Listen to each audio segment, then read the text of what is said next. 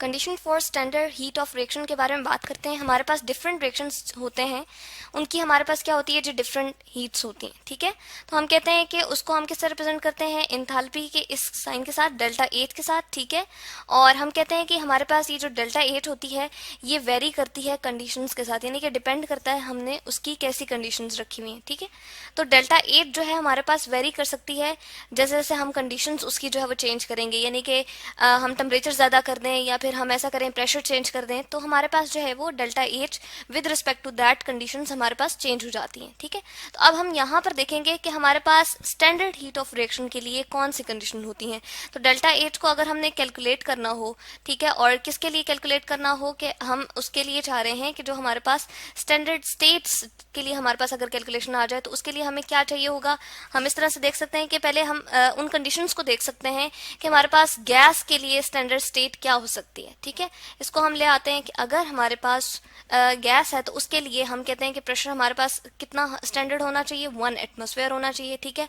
और इसके अलावा अगर हम किसी एलिमेंट और कंपाउंड की बात करते हैं तो वो कब स्टेबल होगा, जब हमारे पास क्या होगा जी, 25 डिग्री सी टेम्परेचर होगा, यानी कि 298 केल्विन। ये हमारे पास एक स्टैंडर्ड या हम रेफरेंस एक कह सकते हैं कि हमारे पास जो है टेम्परेचर है, और इसी से हम कहते हैं कि इसके ऊपर हमारे पास कोई भी एलिमेंट और कंपाउंड जो है वो अपनी स्टैंडर्ड कंडीशन के ऊपर होता है। ठीक है, या एक स्टेबल फॉर्म में होता है। ठीक है, जब हम एक्वस सोल्यूशन की बात करते हैं तो उसमें हम कहते हैं कि हमारे पास किसी भी सब्सटेंस का अगर एक्वस सोल्यूशन बना हुआ है तो उसकी हम क्या लेते हैं, जो उसकी कंसंट्रेशन हम जो स्टैंडर्ड ले लेते हैं वो 1 मोल पर डीएम क्यूब लेते हैं। ठीक है, और उसको हम इस तरह से भी रिप्रेजेंट करते हैं, 1 m कैपिटल M लिखते हैं। ठीक है, तो ये हमारे पास स्टैंडर्ड कंडीशंस हैं किसी भी हीट ऑफ रिएक्शन के लिए। जब हम ले रहे होते हैं तो उसके लिए हमारे पास मेंशन करना ज़रूरी होती है, यानी कि हमारे पास एटमॉस्फेरिक प्रेशर 1 एटमॉस्फेरिक होना चाहिए इस तरह से, हमारे पास टेम्परेचर 25 डिग्री से यानी कि 298 केल्विन होना चाहिए, और अगर वो हमारे पास सोल्यूशन है तो हमारे पास उसका क्या होना चाहिए जी, 1 मोलर सोल्यूशन होना चाहिए। ठीक है, तो ये हमारे पास क्या है जी, कंडीशन है किसी भी स्टैंडर्ड हीट ऑफ रिएक्शन के लिए, यानी कि हमने प्रेशर की बात कर ली, हमारे पास 1 एटमॉस्फेयर होना चाहिए, इस तरह से हमने यहाँ भी देखा। टेम्परेचर की हमने बात कर ली, और concentration of aqueous solution of any substance की हमने यहाँ पर बात कर ली। अब हम ऐसा करते हैं कि एक स्टैंडर्ड इंथैल्पी ऑफ रिएक्शन के लिए हम रिएक्शन ले आते हैं जिसमें हम वाटर की फॉर्मेशन को देखेंगे, या हम ये कह सकते हैं कि हमारे पास जो है वो H2 गैस है और साथ में हमारे पास O2 गैस है, और दोनों क्या करने जा रही हैं जी, रिएक्ट करने जा रही हैं। ठीक है, यहाँ पर हम ले आए कि हमारे पास 2 मोल्स ऑफ H2 गैस है अब, और इसके साथ रिएक्ट कर रहा है हमारे पास 1 मोल ऑफ O2 गैस। ठीक है, और ये क्या बना रहा है, 2 moles of H2O liquid state. अब इनकी हम स्टैंडर्ड कंडीशंस लेते हैं, यानी कि अगर H2 हमारे पास अवेलेबल है तो वो ऐसा नहीं होगा कि हमारे पास गैस फॉर्म में हो, सॉरी हमारे पास ये H2 जो है वो ऐसा नहीं होगा कि वो लिक्विड स्टेट में हो, बल्कि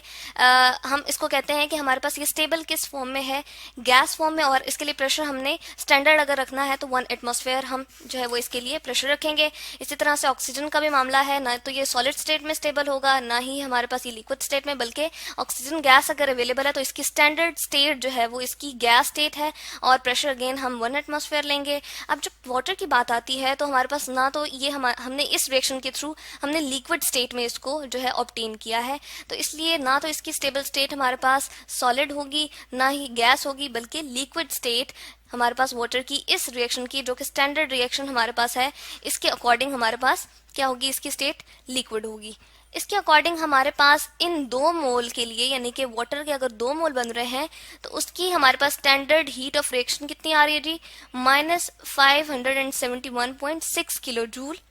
अब ये मेंशन किया हमने 2 मोल्स के लिए। ठीक है, अगर हमने पर मोल इसकी निकालनी हो तो हम क्या करेंगे जी, इसको हम इस तरह से देख सकते हैं, हमारे पास अगर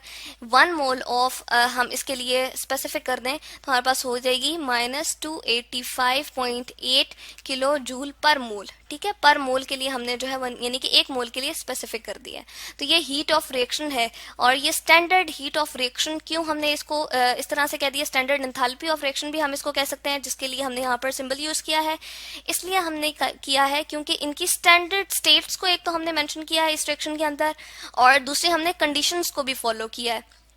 जो कि हमारे पास क्या है, स्टैंडर्ड स्टेट्स की कंडीशंस हैं, ठीक है। तो वो हमारे पास गैस के लिए 1 एटमॉस्फेयर जिस तरह हमने बताया था, अगर हमारे पास एलिमेंट या कंपाउंड है तो उसके लिए 25 डिग्री सी भी हमने मेंशन कर दिया था, और अगर हमारे पास कोई सोल्यूशन है किसी भी सब्सटेंस का तो वो हमारे पास 1 मोलर होना चाहिए। तो इन कंडीशंस को फॉलो करते हुए हमने इस रिएक्शन जो भी हमने यहाँ पर दिखाया उसको कैरिड आउट किया है, इसलिए हम जो है वो कह रहे हैं कि हमारे पास स्टैंडर्ड एंथैल्पी ऑफ रिएक्शन है किसकी जी, वाटर के लिए, ठीक है। यानी कि ये जो H2 गैस और O2 गैस आपस में रिएक्ट कर रही है, इसकी स्टैंडर्ड हीट ऑफ रिएक्शन है, दोनों हमारे पास जो है वो रिएक्ट करती हैं और फिर वाटर लिक्विड स्टेट में बनाती हैं। इन दोनों की गैसीय स्टेट थी और इस तरह से हमने वाटर की लिक्विड स्टेट को मेंशन किया। तो इस तरह से हमारे पास जो है वो इसकी क्या आ जाती है जी, स्टैंडर्ड हीट ऑफ रिएक्शन पर मोल के हिसाब से हमारे पास ये आ जाती है, ठीक है।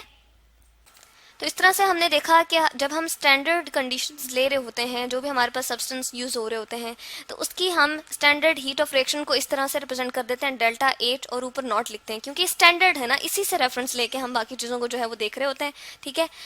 जबकि हमने जब इसकी कंडीशंस की बात की है, ठीक है, कंडीशंस की जब हम बात करते हैं तो हम कहते हैं कि गैस के लिए 1 एटमॉस्फेयर हो जाएगा हमारे पास प्रेशर, और टेम्परेचर की हम 25 डिग्री सी बात करते हैं, 298 केल्विन हमारे पास होता है, एलिमेंट और कंपाउंड हमारे पास इस फॉर्म में स्टेबल होते हैं, यानी कि ये इस कंडीशन पे स्टेबल होते हैं। और मोलर, अगर हमारे पास 1 मोलर सोल्यूशन कंसंट्रेशन हो तो हमारे पास एक्वस सोल्यूशन इस तरह से हमारे पास जो है वो स्टैंडर्ड कंडीशन के अकॉर्डिंग आ जाता है। और ये जो हमने बताई है, ये हमने किलो जूल बात की थी कि जब हमारे पास 2 मोल्स ऑफ वाटर जो है प्रिपेयर होता है इस रिएक्शन के थ्रू, और जब हम किलो जूल पर मोल की बात करते हैं तो हम इसको जो है वो क्या करते हैं कि हम इस तरह से कैलकुलेशन जब करते हैं तो हमारे पास आ जाती है -285.8, और माइनस साइन ये शो कर रहा है कि हमारे पास एक्सोथर्मिक रिएक्शन है, ठीक है, हीट इवॉल्व हो रही है इस रिएक्शन के थ्रू। तो ये है जी condition for standard heat of reaction.